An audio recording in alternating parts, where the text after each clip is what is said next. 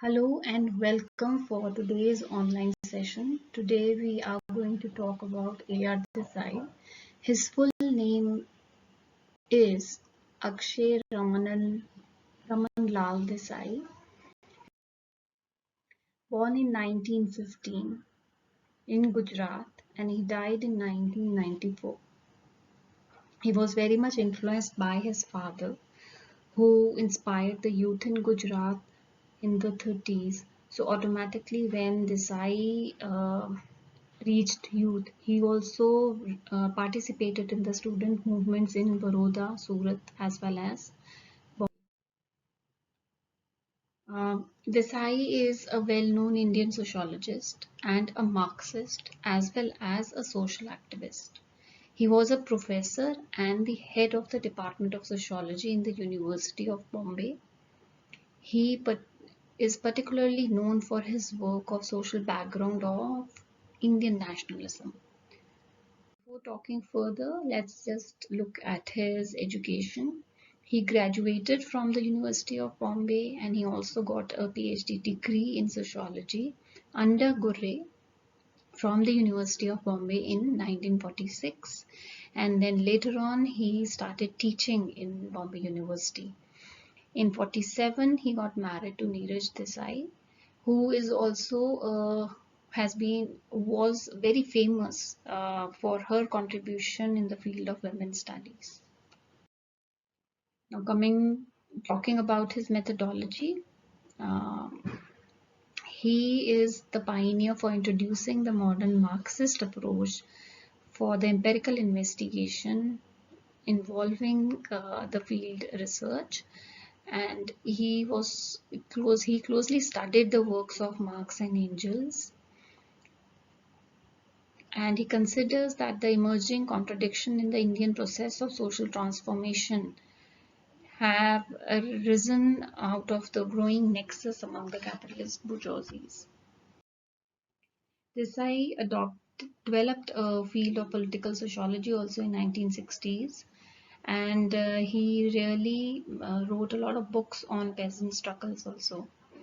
He, along with Guji, he also studied Indian society from Marxist perspective, and he used history because just like historical materialism, and just like Pillai, he also conducted a study of slums also, which constitutes a separate category within the area of city studies, which has become very common today. But I think he was the pioneer at that time to start studying and giving importance to slums.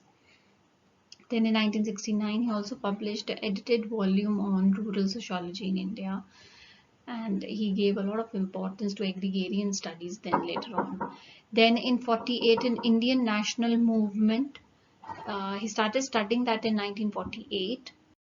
When we come to talk about the major themes, basically we're going to talk about five themes. The first comes to village structures. The village automatically is based on agriculture, and it has a lot of village community. He studied about that. Then the transformation of Indian society.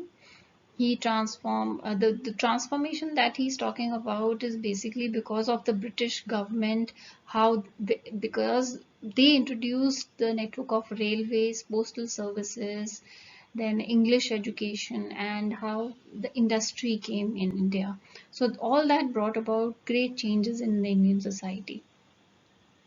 In connection to that, because in 40s and 50s when he was in his youth, he saw all the freedom struggle, and he connected the social background with the Indian nationalism, and towards that he's published books in 48 on the nationalism.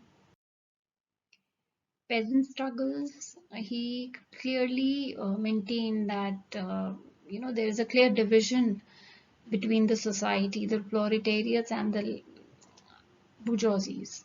So he said that in order to progress can only be achieved only by radical transforming the exploitative capitalist system in India. Then coming down to the state and society, he wrote a book in 1975 titled State and Society in India. where he criticized the theories of modernization, and he stated that in reality we need to, assuming that modernization on the capitalistic path is desirable value premises. When we talk of Desai, we see that he has given a Marxist approach. It is the crucial essence of his study. And he has then given real importance to property structures when he has talked about the division between the proletariats and the bourgeoisies. And he also supported the revolutionary changes. Only that could break the historical continuity and can bring about transformation in the socio-economic formation.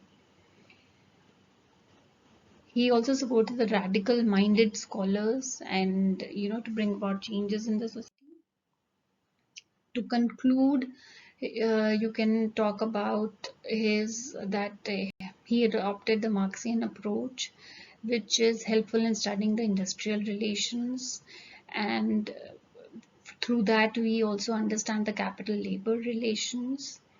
Similarly, it helps us to understand the rural, urban, educational, and other developments in India. According to Desai, the bourgeoisie is the dominant class in India, and the Indian society is based on the capitalist economy. The Indian capitalism is a byproduct of the imperialist capitalism. Lastly, you can say Desai applied the historical materialism for understanding the transformation of the Indian society. So basically, when you talk of Desai, you have to really highlight what comes under the Marxist approach. This should be your conclusion. Thank you.